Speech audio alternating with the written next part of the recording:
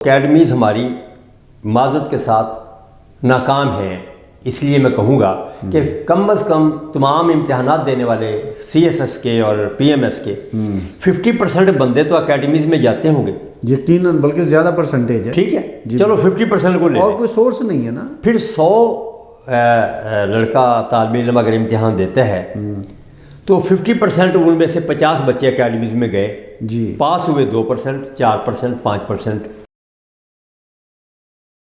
اعوذ باللہ من الشیطان الرجیم، بسم اللہ الرحمن الرحیم. ناظرین، آپ کا ہوسٹ یاسین لاکھ سی نیوز کے پروگرام ایجوکیشن سین میں ہم آپ کو خوش آمدید کہتے ہیں. ہمارے ساتھ اسٹوڈیو میں تشریف رکھتے ہیں راؤ محمد اکبر صاحب، موسٹ سینئر قانون دان ہیں، سابق سول جج ہیں، سی ایس ایس اور پی ایم ایس کے حوالے سے کتابیں لکھتے رہتے ہیں، بچوں کو رہنمائی دیتے رہتے ہیں. آج ہم بات کریں گے C S S, P M S, دیگر کمپٹیشن کے اگزام دینے کے حوالے سے. ہمارا ٹاپک ہے مطالعہ. مطالعہ کسے کہتے ہیں، مطالعہ کتنا ضروری ہے، مطالعہ کس ٹائم کرنا چاہیے، کتنے ٹائم میں کرنا چاہیے، ان سارے سوالات کا جواب جانیں گے ہم راؤ محمد اکبر صاحب سے. السلام علیکم سر. وعلیکم السلام. کیسے ہیں آپ؟ خیریت سے ہیں سر؟ شکر ہے خدا کا. سر، مطالعہ یقیناً ضروری ہے، اور عام لفظوں میں ہم مطالعے کو کچھ اور لیتے ہیں. جو C S S, P M S یا کمپٹیشن کے جتنے بھی اگزام ہیں، ان میں مطالعے کی اہمیت کیا ہے، افادیت کیا ہے، مطالعہ کسے کہتے ہیں؟ کوئی بھی اگزام ہو اس کے لیے ظاہر ہے ایک شخص مقرر نصاب ہوتا ہے، کتابیں پڑھتا ہے وہ. جی. تو اس کے لیے وہ جو کتابیں پڑھتا ہے وہی مطالعہ ہے کتابوں کا. تو اس کے لیے جو چند بنیادی ضروری ہے چیزیں ہیں، ان میں یہ ہے کہ ایک ماحول، آپ کا ایٹماسفیئر جو ہے وہ ایسا ہو، فرینڈلی ہو آپ کے مطالعے کے لیے. اس میں 3 چیزیں بڑی ضروری ہیں. کیا؟ سب سے پہلے تو یہ ہے کہ آپ کا وہ ماحول ہوادار ہونا چاہیے. نمبر 2، اس میں روشنی کافی ہو. اور تیسری بات یہ ہے کہ وہاں پہ خاموشی ہو. تو یہ 3 بنیادی شرائط ہیں. اگر ان 3 شرائط پہ آپ پورا نہیں اترتے یا پوری نہیں کرتے تو آپ کا مطالعہ ڈیفیکٹو ہوگا. آپ کو فائدہ نہیں ملے گا مطالعے سے جو ملنا چاہیے. اس کی پھر اپنی بڑی آگے ڈیٹیل ہے کہ ہوا دار ہونا چاہیے.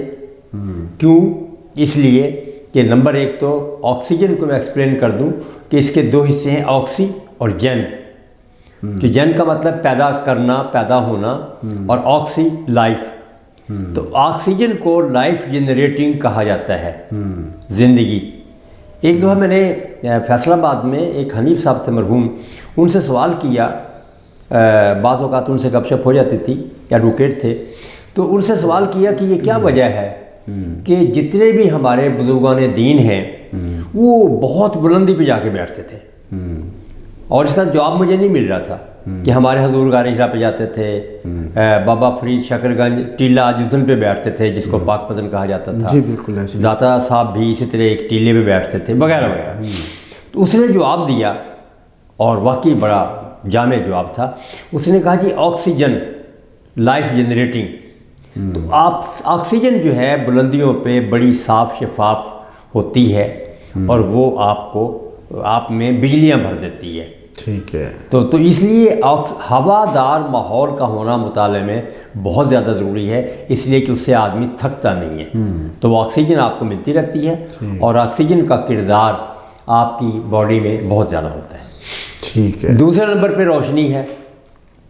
روشنی اگر مدھم ہوگی تو آپ جلدی تھک جائیں گے. اگر روشنی کافی ہوگی تو پھر آپ ظاہر ہے نہیں تھکیں گے. تیسری یہ ہے کہ یہ سپیڈ پہ بھی اثر انداز ہوگی.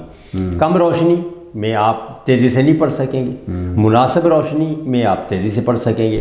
تو اس پہ سپیڈ پہ بھی اثر انداز ہوتی ہے. اس کے علاوہ روشنی اگر کم ہے تو آپ کو زور لگانا پڑتا ہے. تو ایکچولی وہ زور جو آپ لگاتے ہیں پڑھنے کے لیے کوشش کرتے ہیں، وہ آپ کے اعصاب پہ اس کا اثر پڑتا ہے، برا اثر پڑتا ہے. جی بالکل. آنکھوں کی بینائی بھی متاثر ہوتی ہے. بینائی بھی متاثر ہوتی ہے. جی بالکل. اس کے علاوہ خاموشی بہت زیادہ ضروری ہے، ارتکاز بہت زیادہ ضروری ہے. اور ہوتا یہ ہے کہ جب ہم مطالعہ کر رہے ہوں تو اکثر اوقات میں نے یہ دیکھا ہے کہ ایک گانا چل رہا ہے، اور بلکہ کئی طلباء کی تو یہ عادت ہے، میں کہوں گا کہ اس عادت سے باز آ جائیں، کہ ایک طرف گانا چل رہا ہے اور ایک طرف مطالعہ کر رہے ہیں. اس کا ایکچولی ہمارے حافظے کے جو قوانین ہیں، حافظے میں ریٹین رکھنے کی چیزوں کو، ان کے میں سے ایک بہت اہم ہے لا آف ایسوسیشن، قانون تلازم. کہ دو چیزوں کو آپ جب لازم و ملزوم قرار دے دیں گے، ایک دوسرے کے ساتھ وہ چیزیں جڑ جائیں گی اور حافظے میں اکٹھی ہو کے جائیں گی، تو پھر وہ جب آپ ایک چیز کو یاد کریں گے دوسری آٹومیٹکلی یاد آ جائے گی، آپ یاد کرنا چاہیں یا نہ کرنا چاہیں۔ وہ قانون تلازم ہی کے تحت یہ جو برس ہا برس سے ہمارے قاعدے الف نار بے بلی، تو بے کو بلی کے ساتھ جوڑ دیا جاتا ہے، تو بچے کو پتہ ہے کہ جہاں بلی ہوگی وہاں بے بھی ہوگی، جی ایسے تو یہ تلازم ہے۔ تو اسی طرح جہاں آپ کا وہ گانا ہوگا وہاں پہ وہ نوٹس جو بھی آپ پڑھ رہے ہیں سبجیکٹ آپ کا، تو آپ دیکھیں کہ امتحان میں آپ کا وہ سوال آیا لیکن اس کے سوال کے ساتھ آپ گانا بھی سن رہے تھے اس دن جس دن آپ نے وہ سوال یاد کیا، تو جہاں وہ سوال کی چیزیں یاد آ جائے گی، بار بار وہ گانا بھی ذہن میں لاشعوری طور پہ آپ کے آئے گا اور وہ آپ کو ڈسٹرب کرے گا، تو اس لیے پرسکون ماحول ہونا چاہیے۔ جی بہت شکریہ۔ ماحول کے حوالے سے آپ نے بتایا، بات یہ ہے کہ مطالعہ کا بہترین وقت کون سا ہوتا ہے، جس وقت مطالعہ کریں تو زیادہ افیکٹو ہوتا ہے؟ سب سے زیادہ یہ ہے کہ مطالعے کے لیے بہترین وقت میرے نزدیک وہ ہے جب آپ کی تنہائی ہو اور خاموشی ہو۔ جب بھی آپ کو تنہائی اور خاموشی مل جائے، رات کا پچھلا پہر یا صبح سویرے، یہ بہت اچھے ٹائمنگز ہیں، ان میں ڈسٹربنس کم سے کم ہوتی ہے، باہر کا شور نہیں ہوتا، آپ پرسکون ماحول میں مطالعہ کر سکتے ہیں۔ پھر اس کے علاوہ ایک اور بات بھی ہے جی کہ کئی ایک سوالات آپ کے ہوتے ہیں مشکل اور توجہ طلب، جی کئیوں پہ بڑا غور و خوض کرنا پڑتا ہے، مثلا جہاں بھی مضامین میں انالیٹک ہوں گے جو کہ آپ کا تجزیہ کرنا ہے، آپ نے سوچ و بچار کرنا ہے ایک ایک جملے پہ، ان کے لیے تو خاص طور پہ یہ شرط بہت زیادہ ضروری ہو جاتی ہے۔ اچھا، جہاں آپ روٹین کی باتیں ہیں وہاں آپ دن میں جب مرضی پڑھ لیں آپ۔ میں نے LLB کے زمانے میں جب میں نے LLB کیا، اس وقت میں رات کو 7 بجے سو جاتا تھا، جی 11 بجے اٹھتا تھا میں، ظاہر ہے ساری دنیا سو جاتی تھی، جی۔ پھر صبح 4 بجے تک میں پڑھتا تھا، اور وہ بہترین وقت ہوتا تھا۔ تو وہاں جو گراسپ آپ کی بہت زیادہ ہوتی تھی، توجہ ارتکاز بہت زیادہ ہوتا تھا، جو پڑھتے تھے وہ یاد رہتا تھا، یکسوئی ہوتی تھی، ڈسٹریکشنز نہیں ہوتی تھیں۔ تو اسی طرح پھر یہی روٹین میرے بیٹے نے اپنائی، تو انہوں نے بھی یہی کیا کہ 7 بجے سو جاتے تھے، وہ 3-4 دوست آ جاتے تھے میرے گھر میں ان کے، اور پھر وہ ساری رات مطالعہ کرتے تھے، صبح سو جاتے تھے۔ تو یہ الحمدللہ جی، پھر میں نے بھی اتنی اسٹڈی کے بعد، وہ بڑی افیکٹو اسٹڈی تھی، تو میں نے بھی گولڈ میڈل لیا اور بچے نے بھی گولڈ میڈل لیا۔ تو یہ مطالعہ آپ کا اگر پرسکون ہو تو پھر یہ افیکٹو ہوتا ہے آپ کے لیے اور مفید ہوتا ہے بہت زیادہ۔ بہت شکریہ۔ بات یہ ہے کہ عام طور پہ ہم دیکھتے ہیں کہ ہمارے گھروں میں بھی بچوں میں والدین کے حوالے سے بھی یہ آلریڈی نصیحت کرتے ہیں کہ صبح صبح پڑھنا چاہیے۔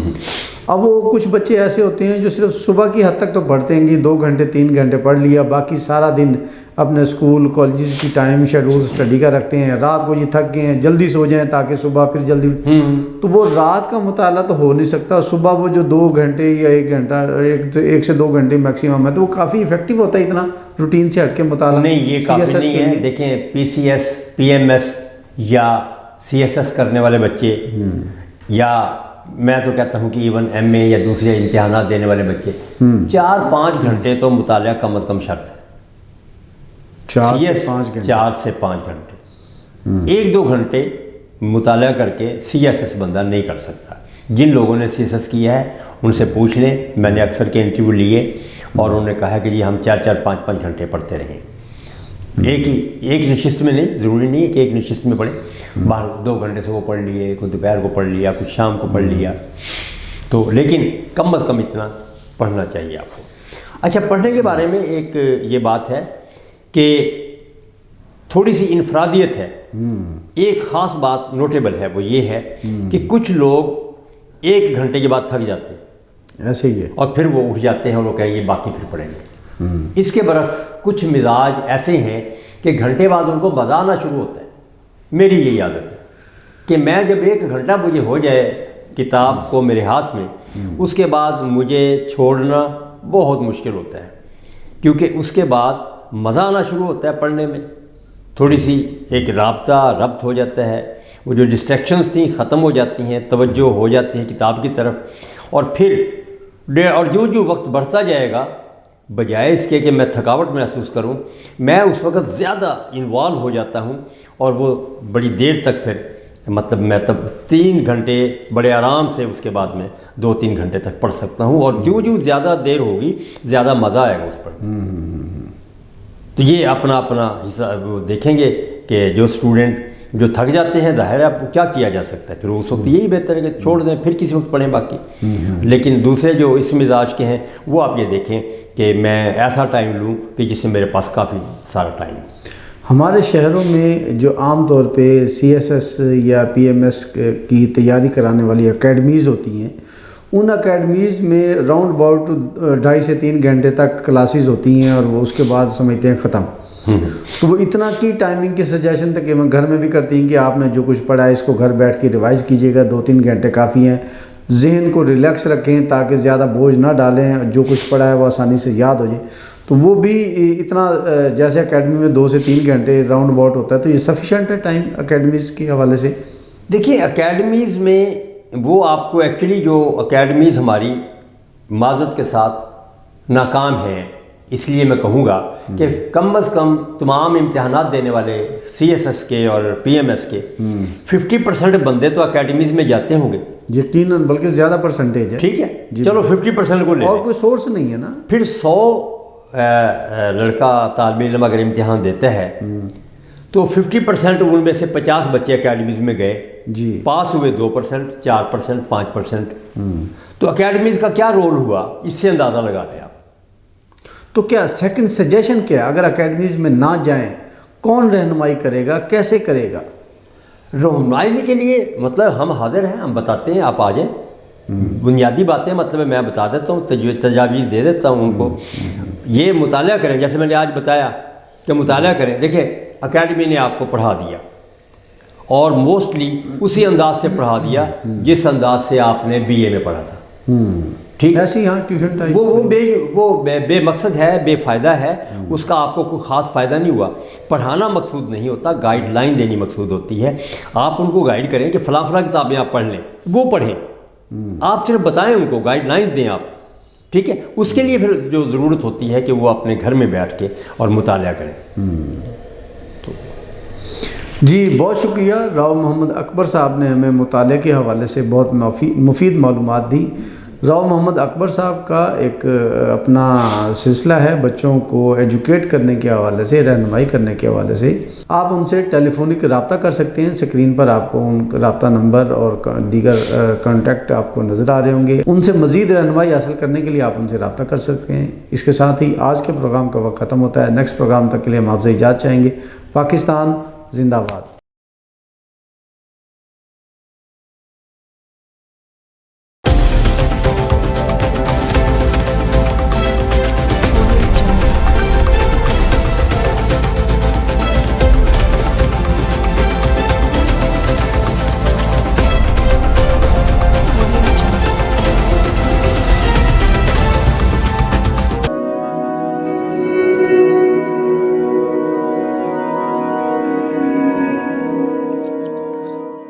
रिस्क अल्लाह के हाथ में है और कभी कभी रज़ाक रिस्क की तकसीम का एहसास उन लोगों को भी अता फरमा देता है कि जो हालात की कड़ी धूप में शजरे सायादार होते हैं।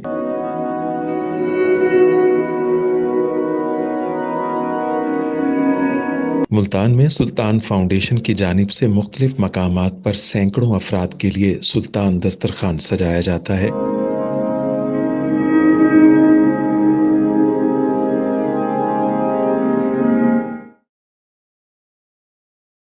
हर इंसान सुल्तान दस्तरखान का मेहमान बनता है। बिलाशुबा सुल्तान फाउंडेशन इंसानियत का काबिल फ़ख्र सरमाया है और भले ही ऐसे इदारे हों या अफराद, वो गुर्बत व इफलास के सुलगते सहरा में एहसास की छतरियाँ बनते हैं।